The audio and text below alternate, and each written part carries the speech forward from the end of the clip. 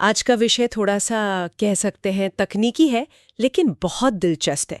हम बात कर रहे हैं एंड्रॉयड फोन के ट्रैफिक को कैसे इंटरसेप्ट और एनालाइज किया जाए। हाँ, हमारे पास एक गाइड है जो बताती है कि कैसे एक टूल बर्पसूट को एक एंड्रॉयड डिवाइस के साथ कॉन्फ़िगर करें ताकि किसी भी ऐप के अंदर के ट्रैफिक पर नजर रखी जा सके। मतलब ये देखा जा सके कि वो ऐप असल में इंटरनेट पर क्या भेज रहा है, क्या मंगा रहा है। बिल्कुल।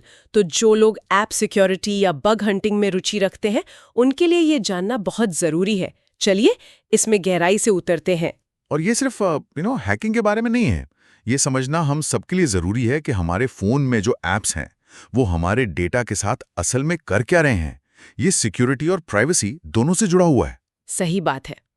तो हम आज बिल्कुल बेसिक सेटअप से शुरू करेंगे और फिर देखेंगे कि जब ऐप्स ज्यादा चालाक हो जाते हैं तब रिसर्चर्स उनसे एक कदम आगे कैसे रहते हैं। तो इस दौड़ का पहला कदम है फोन के सारे इंटरनेट ट्रैफिक को एक कंप्यूटर के जरिए भेजना जिस पर बर्पसूट चल रहा हो।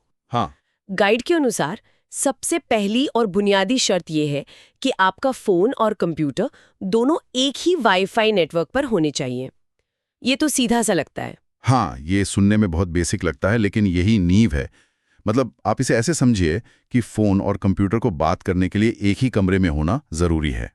अच्छा। अगर वे अलग अलग वाईफाई नेटवर्क पर हैं तो वे एक दूसरे से सीधे बात ही नहीं कर पाएंगे और हमारा सारा सेटअप वहीं फेल हो जाएगा। ठीक है, तो दोनों डिवाइस एक ही कमरे में मतलब एक ही वाईफाई पर है। जी। इसके बाद आपको जाना है फोन की वाईफाई सेटिंग्स में। ओके। और वहां जाकर प्रॉक्सी को मैनुअल पर सेट करना होगा और फिर वहां अपने कंप्यूटर का आईपी एड्रेस और एक पोर्ट नंबर जैसे 8080 डालना होता है। तो इसका मतलब हम फोन को बता रहे हैं, सुनो अब से इंटरनेट पर कुछ भी भेजने से पहले उसे इस पते पर भेजना, यानी मेरे कंप्यूटर पर। बिल्कुल, आपने फोन के लिए एक नया पोस्ट ऑफिस बना दिया। फोन को निर्देश मिल गया है कि उसकी सारी चिट्ठियां मतलब डेटा पैकेट्स पहले इस पोस्ट ऑफिस से होकर गुजरेंगी और वहां बर्पसूट उन सभी चिट्ठियों को खोलकर पढ़ेगा। एकदम।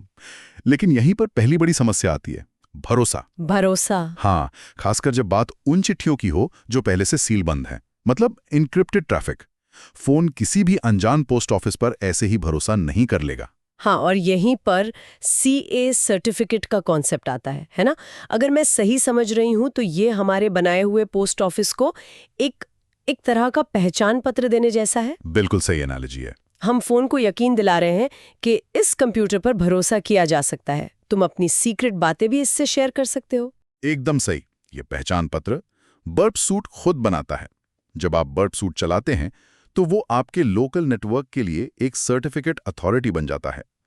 आमतौर पर आपका फोन सिर्फ दुनिया की जानी मानी अथॉरिटीज पर भरोसा करता है। हम इस प्रक्रिया में उस भरोसेमंद सूची में एक नया नाम जोड़ रहे हैं, हमारा अपना कंप्यूटर। हाँ। और इसे इंस्टॉल करने की प्रक्रिया भी काफी दिलचस्प है। फोन के ब्राउजर में एक खास पता HTTP बर्प डालना होता है। जी। वहां से सर्टिफिकेट फाइल डाउनलोड हो जाती है, लेकिन सोर्स में एक छोटी सी बात लिखी है जो बहुत जरूरी लग रही है।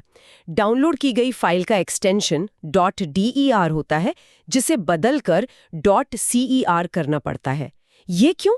ये तो ऐसी छोटी सी चीज है जिस पे कोई भी घंटों तक अटक सकता है। एंड्रॉयड की अपनी एक कह सकते हैं क्वर्क है, एक अजीब आदत।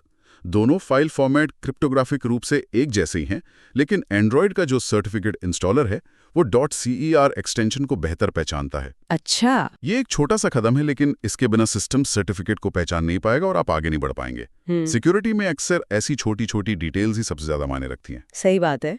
एक्सटेंशन बदलने के बाद इसे फोन की सिक्योरिटी सेटिंग से इंस्टॉल करना होता है और बस इसके बाद ब्राउजर का ट्रैफिक बर्पसूट में देखने लगता है। हाँ, ब्राउजर का ट्रैफिक। तो यहाँ तक तो सब अच्छा लगता है। हाँ, पर मुझे शक है कि किसी बैंकिंग ऐप के साथ ही इतना आसान नहीं होगा। आपका शक बिल्कुल सही है। यहाँ तक जो हमने किया उससे सिर्फ बेसिक ऐप्स या ब्राउजर का ट्रैफिक ही दिखेगा। जैसे ही आप कोई भी ढंग का सुरक्षित ऐप खोलेंगे, जैसे कोई बैंकिंग ऐप या सोशल मीडिया ऐप, हाँ, या कोई भी ऐप जो आपकी प्राइवेसी को लेकर गंभीर है, वो या तो काम करना बंद कर देगा या नो इंटरनेट कनेक्शन का एरर दिखाएगा। और यहीं से असली खेल शुरू होता है। बिल्कुल, यहीं से चूहे बिल्ली की दौड़ का असली खेल शुरू होता है। और इसकी वजह है SSL पिनिंग। मैंने इसके बारे में पढ़ा है। ये एक बहुत ही चालाक सुरक्षा तकनीक है। अगर मैं अपनी एनालॉजी को आगे बढ़ाऊं तो ये ऐसा है कि ऐप सिर्फ एक वैध पहचान पत्र यानी सर्टिफिकेट ही नहीं देख रहा। नहीं, बल्कि वो ये भी पक्का कर रहा है कि ये वही पहचान पत्र है जिसकी उसे उम्मीद थी। उस पर तस्वीर भी उसी सर्वर की होनी चाहिए जिससे वो हमेशा बात करता है। हमारा बर्थ सर्टिफिकेट एक वैध पहचान पत्र तो है, पर उस पर तस्वीर गलत है। बिल्कुल सही पकड़ा आपने। एसएसएल पिनिंग का मतलब है कि ऐप डेवलपर ने ऐप के कोड में ही अपने सर्वर के सर्टिफिकेट की एक कॉपी या उसका फिंगरप्रिंट पिन कर दिया है। अच्छा, कोड के अंदर ही? हाँ, तो जब ऐप सर्वर से कनेक्ट होता है तो वो सर्वर से मिले सर्टिफिकेट की तुलना अपनी उस अंदरूनी कॉपी से करता है। जब हम बीच में बर्प सूट लगाते हैं तो ऐप को हमारे बर्प का सर्टिफिकेट मिलता है और वो मैच नहीं करता और ऐप तुरंत कनेक्शन काट देता है। ये मैन इन द मिडिल हमलों को रोकने का एक बहुत प्रभावी तरीका है। तो ये तो एक बहुत बड़ी दीवार खड़ी कर दी डेवलपर्स ने। तो फिर सिक्योरिटी रिसर्चर्स इस दीवार को कैसे लांघते हैं? जाहिर है कोई ना कोई तरीका तो होगा। हाँ, तरीका तो है। गाइड हमें एक और एडवांस तकनीक की ओर ले जाती है जिसके लिए एक रूटेड डिवाइस की जरूरत पड़ती है। रूटेड का मतलब है फोन के ऑपरेटिंग सिस्टम पर पूरा एडमिनिस्ट्रेटिव कंट्रोल। लेकिन ये अपने आप में एक बड़ा कदम है ना? हाँ, ये एक बहुत बड़ा ट्रेड ऑफ है। एक सामान्य यूजर के लिए फोन को रूट करना जरूरी नहीं है, लेकिन एक सिक्योरिटी रिसर्चर या डेवलपर के लिए ये फोन के अंदर झांकने के लिए दरवाजे खोल देता है। मतलब रूट एक्सेस के बिना आप सिस्टम की गहराइयों तक नहीं पहुंच सकते। बिल्कुल। एक बार जब आपके पास रूट एक्सेस हो जाता है तो आप ऐसे टूल्स का इस्तेमाल कर सकते हैं जो सिस्टम के व्यवहार को ही बदल सकते हैं। और यहीं पर एक्सपोज्ड फ्रेमवर्क नाम के एक टूल का जिक्र आता है। सोर्स के मुताबिक ये रूटेड फोन के लिए एक बहुत शक्तिशाली टूल है। ये काम कैसे करता है? क्या ये ऐप्स के कोड को ही बदल देता है? नहीं, और यही इसकी सबसे खास बात है। ये ऐप के कोड को नहीं बदलता। इसे ऐसे समझें कि एंड्रॉयड का हर फंक्शन एक खास प्रक्रिया से गुजरता है। एक्सपोज्ड फ्रेमवर्क आपको उस प्रक्रिया के बीच में हुक लगाने की इजाजत देता है। हुक मतलब आप किसी फंक्शन के चलने से ठीक पहले या ठीक बाद में अपना खुद का कोड चला सकते हैं।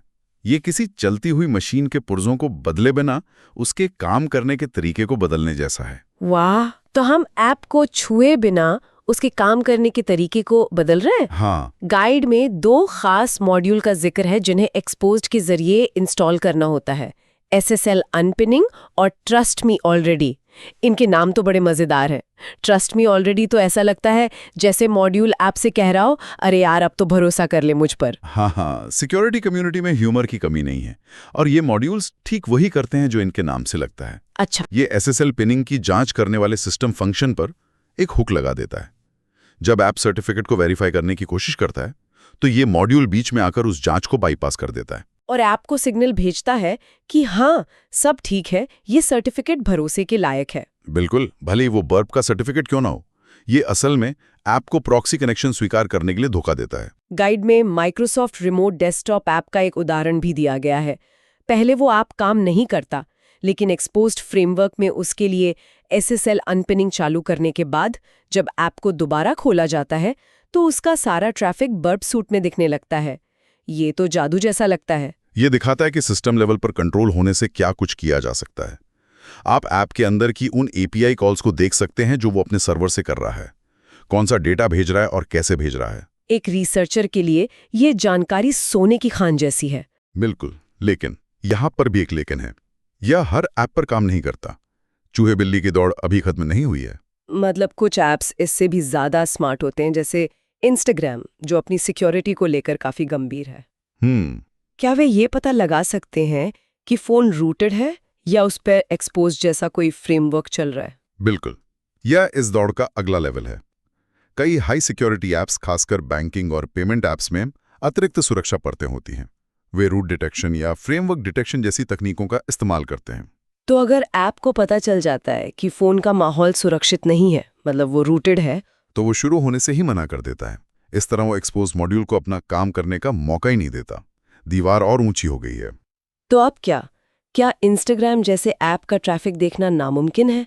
अगर एक्सपोज्ड भी काम नहीं कर रहा तो क्या रास्ता बचा? यहाँ पर एक बहुत ही रोचक कम्युनिटी ड्रिवन समाधान आता है। अच्छा, हाँ, और ये एक अलग नजरिए को दिखाता है। अगर आप सिस्टम को धोखा नहीं दे सकते तो क्यों ना ऐप को ही बदल दिया जाए। ऐप को ही बदल दिया जाए? हाँ, मतलब ऐप को ही मॉडिफाई कर दिया जाए। तो सोर्स कहता है कि आप गिटहब पर जाएं और इंस्टाग्राम बाईपास जैसा कुछ सर्च करें। वहां आपको ऐप का एक पहले से मॉडिफाई किया हुआ वर्जन मिल जाएगा। जी। इसका मतलब है कि किसी डेवलपर ने इंस्टाग्राम ऐप की APK फाइल को लिया, उसे डीकंपाइल किया, उसके कोड के अंदर जाकर SSL पिनिंग वाले हिस्से को हटाया या डिसेबल किया, और फिर ऐप को वापस रिकंपाइल करके एक नई APK फाइल बना दी। ये तो ऐप की ओपन हार्ट सर्जरी करने जैसा है। बिल्कुल, ये एक बहुत ही सीधा तरीका है, लेकिन इसके लिए उच्च स्तर के तकनीकी कौशल की जरूरत होती है। सौभाग्य से सिक्योरिटी रिसर्च कम्युनिटी बहुत सहयोगी होती है, और वे अक्सर इस तरह के मॉडिफाइड ऐप्स को दूसरों के इस्तेमाल के लिए उपलब्ध करा देते हैं। हाँ, आप बस ओरिजिनल ऐप को अनइंस्टॉल करते हैं और इस मॉडिफाइड वर्जन को इंस्टॉल कर लेते हैं। दोनों तरह के फोन पे काम करता है। जी हाँ। इसका मतलब है कि आपको अपने फोन को रूट करने के जोखिम से भी नहीं गुजरना पड़ता। ये तो एक बहुत बड़ा शॉर्टकट लगता है। यह इस बात का एक शानदार उदाहरण है कि सुरक्षा में कोई एक समाधान सभी के लिए काम नहीं करता। हर ऐप की अपनी चुनौती होती है और रिसर्चर्स को उसके हिसाब से अपना तरीका बदलना पड़ता है। तो इस सब का क्या मतलब है?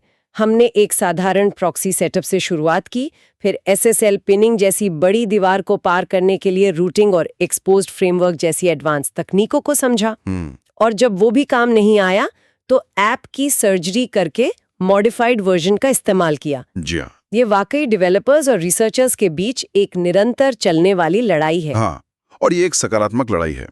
डेवलपर एक नया सुरक्षा उपाय लागू करते हैं और फिर रिसर्चर उससे बाईपास करने का एक नया तरीका खोजते हैं।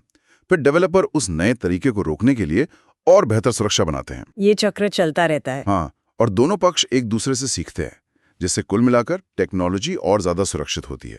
सोर्स में एक आखिरी विचार है जो मुझे बहुत मूल्यवान लगा, खासकर उन लोगों के लिए जो बग हंटिंग की दुनिया में नए हैं। कौन सा? और वो ये है कि कभी-कभी सबसे आसान रास्ता ही सबसे अच्छा होता है। हाँ, ये एक बहुत ही व्यवहारिक सलाह है। गाइड कहती है कि किसी कंपनी के भारी भरकम सुरक्षा वाले मोबाइल ऐप में बग खोजने के लिए घंटों मेहनत करने की बजाय उसकी वेबसाइट पर बग खोजना अक्सर ज्यादा फायदेमंद होता है। अच्छा, ऐसा क्यों? क्योंकि वेबसाइटों में अटैक सरफेस ज्यादा बड़ा होता है और इनमें मोबाइल ऐप्स की तरह SSL पिनिंग या रूट डिटेक्शन जैसे कड़े उपाय हमेशा नहीं होते। तो ये समय और प्रयास का बेहतर उपयोग करने की बात है। बिल्कुल। क्यों सबसे मजबूत दीवार से सिर टकराया जाए जब बगल में खिड़की खुली हो सकती है। इस पूरी प्रक्रिया को समझने के बाद मैं अपने फोन के ऐप्स को अब एक अलग नजर से देख रही हूँ। हम उन पर कितना भरोसा करते हैं, ये जाने बिना कि वे पर्दे के पीछे लगातार किससे और क्या बात कर रहे हैं। बिल्कुल, ये सिर्फ एक अकादमिक अभ्यास नहीं है। जब कोई ऐप आपसे आपके कॉन्टैक्ट्स, लोकेशन या माइक्रोफोन की परमिशन मांगता है, तो इस तरह के टूल का इस्तेमाल करके ये पता लगाया जा सकता है कि वो उस डेटा को असल में कहाँ भेज रहा है और कैसे इस्तेमाल कर रहा है। हाँ, तो अगली बार जब कोई ऐप आपसे कोई परमिशन मांगे तो ये सवाल पूछना बनता है कि वो उस भरोसे का क्या कर रहा होगा, और ये जानना कि उस भरोसे को वेरीफाई करने के तरीके मौजूद हैं अपने आप में एक बहुत बड़ी ताकत है।